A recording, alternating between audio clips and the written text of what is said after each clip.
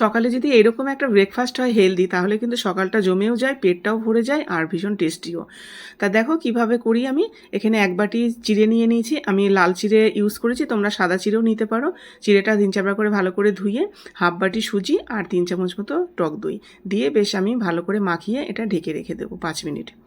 ঢাকনা তুলে তারপরে দেখো এখানে পেঁয়াজ কুচি আর টমেটো কুচি, গাজর কুচি, ক্যাপসিকাম কুচি, এগুলো সব দিয়ে তারপরে পরিমাণ মতো লবণ আর 1 চামচ গোটা জিরে আর হলো ধনের গুঁড়ো আর চাট মশলা দিয়ে বেশ এটা, আর কাঁচা লঙ্কা, একটা কাঁচা লঙ্কা দিয়েছি ঝালের জন্য, সামান্য একটু জল দিয়ে এটাকে হাত দিয়ে বেশ ভালো করে আমি মেখে নেব।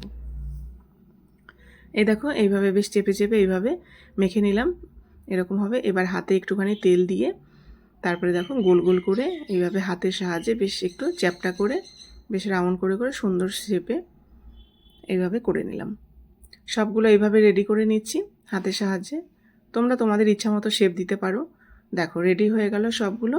এবার একটা হাঁড়ির ভেতরে আমি জল দিয়ে দিয়েছি আর উপরে একটা ছিদ্র থালা দিয়ে উপরে অয়েল ব্রাশ করে তারপরে আমি সুজির এইগুলো দিয়ে দিলাম, দিয়ে বেশ ঢাকা দিয়ে এটা বেশি না 5-7 মিনিট এটা ভাপে হলেই, মিডিয়াম ফ্লেমে ভাপে হলে রেডি হয়ে যাবে। দেখো ভীষণই সুন্দর কিন্তু রেডি হয়ে গেল দেখো। এবার সব আমি তুলে নিচ্ছি, এবার বাকি যেগুলো ছিল সেগুলো আমি দিয়ে ঢাকা দিয়ে দিলাম, সেগুলো হয়ে গেল। এবার দেখো একটা ফ্রাই প্যানে সামান্য একটু সাদা তেল আর সর্ষেটা দিলাম, যেহেতু ছেলে পছন্দ করে না সেজন্য সামান্য একটু তোমাদের দেখানোর জন্য দিলাম।